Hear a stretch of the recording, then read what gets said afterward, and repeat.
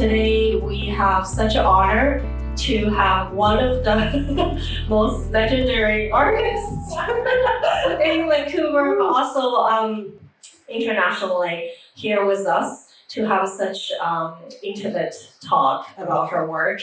So Pnina Granirer, she is a Romanian-born Vancouver-based artist whose remarkable career spans over 6 decades and across continents, mediums, and histories. It's such an honor to have you here with us. Thank you. Sounds very impressive.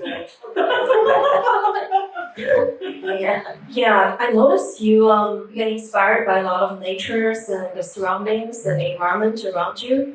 Your earlier works, there's a lot of wildflowers, there's Canada geese, Yes. right, in a lot of your earlier works. Is there any symbolic meanings, for the subject matter, like the Canada Well, geese? I thought they were incredible. Then I found out they were considered pests. They're aggressive. I couldn't believe it, but for me, they were so majestic flying in the air, and especially in groups of birds. So I did quite a few of those. But the other thing which had to do with nature, we had very good friends on Gibeon Island, and I was teaching a favorite course there. And I started noticing the stones, the rocks. And I thought they were incredible. I had never noticed them before. I never cared about rocks. And suddenly they started speaking to me. And I thought, nature is the best culture there is. And we must pay attention to them. I noticed you also you like to experiment with different colors for the prints, right? I remember even those wildflowers, there were multiple variations for different colors you were experimenting with. Well, the first one actually is not here. It's just a drawing, the opposite of the black and white. It's just a drawing of a black drawing on a white background. And when the Western print is done, the image is transferred onto a screen, and in the opposite way. So all the lines that you want printed are left open, so the color can get in, and the others are blocked. So I looked at the screen and it looked like this, baby. So I thought, okay, let's finish one edition of that. And then I thought, well, what will happen if I put color? So I printed the black, I did the black and white and the white on black, one on top of the other with different colors, with the beads. And I think the green turns out beautiful here. The other part of the exhibition are those digital works of her trip in Mexico, right? Which city was it? Guanajuato. Yes.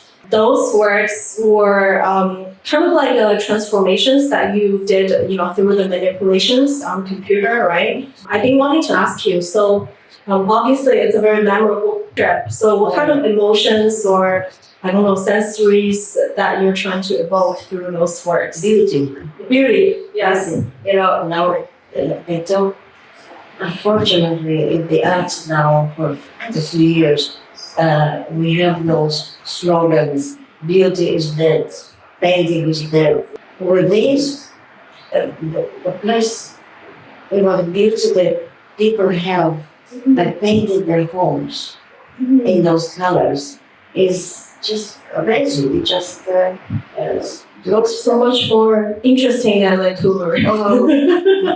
Yeah, well, it's maybe the climate and the sunshine. I don't know what it is, but it makes a huge difference. It makes it happy. That's true. So I took a lot of pictures, just of streets, and when I came home, I put them in the computer. And as I was putting them in, I realized that I could manipulate them and change them around. And when you click off a button, you get a different color. You cut off a piece that you put next to the other piece. And I just had a lot of fun doing that. For instance, these are two, the same photograph, one next to the other, and suddenly that becomes almost like a ship roll, and the whole atmosphere changes, and I had those different colors. It was a different thing altogether. Oh, and there's a door series that I also want to ask you about. Oh, the doors, yeah, the doors I didn't change anything. They were just so beautiful Yeah. themselves. Yeah, they really speaks like almost like the history and the character, right? Yes. Yeah. But the thing is, I took photographs, a lot of photographs. Mhm. And usually I use them as reminders, like the photographs of the stones, the dancers, and so on. But I never felt, although people said, oh, you should exhibit them, I thought, it's too easy. Just if you have a good eye, you can get a good photograph. And I felt it was too easy. But then when I started working with those Mhm. and played around with them, picking them up and putting them together and creating all sorts of different compositions. For instance, that one in the corner there is the same street, and in the middle, there's stairs, which I collage one on top of the other, different colors, and it becomes a totally different image than the street I had seen.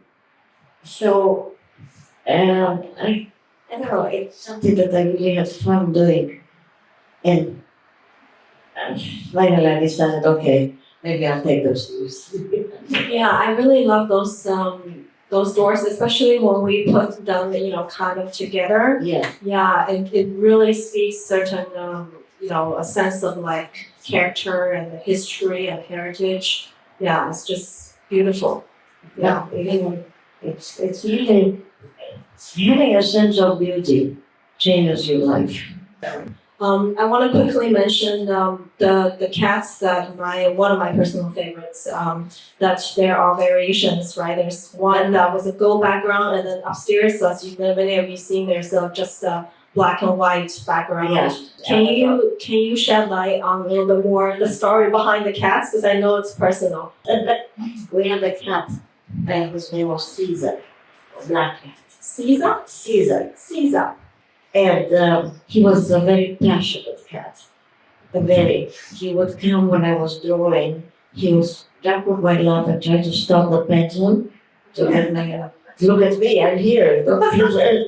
He did want something that I was really amazed at. I did many drawings of this cat. Yes. And there was one drawing standing in the living room against the wall that was shown that it was framed, and I was waiting to deliver. And Caesar came in and sat very close to the painting, with his back very close to the painting, and stared me in the eye, very great, focus. Like I was very surprised. And then he got up, walked away with his tail in the air, and the glass was wet.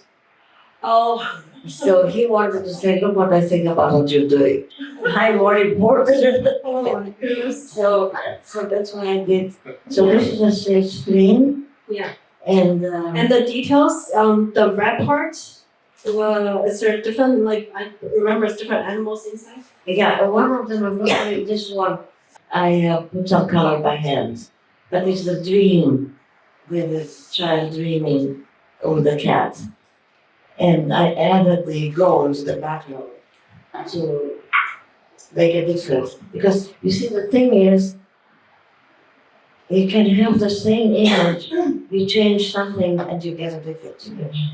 So that was why I did it. Yeah. Thank you. Now we would like to take some questions from the audience, if there's any. Oh, yes, please. Yes. Go ahead. I'd like to ask you about your process, your internal process, especially in your earlier works. When would you know when to stop? That's a very good question. Yeah. When do you know that the work is done? Yes. You know, there are mysteries in creation that you'll never find out. How do you get your ideas? How do you know when the work is done? And I don't know, I can't tell you, but I know that sometimes you don't know and you think it's not done and you ruin it. That happens too. But sometimes you know We just don't. And there are things that questions about your thing in general that you can't explain. What happens in our brain? And how do you know that something works or something doesn't? It's the same thing like those rework paintings that I told you about, that I put aside and then think about. I know they don't work, but I don't know why. I can't tell you. And then when I take them out after not having seen them for a long time, I know. So that's how I was going to show my works. But to know when it's done, that's a very good question. Okay, so thank you guys. If you do have later on, do you have any questions? Feel free to ask Pnina in person. All the works here that if you choose to purchase and have it framed in-house, Kevin is generously offering 50% off the regular price for the framing in-house as well. Yes, and the last for the whole duration of her show.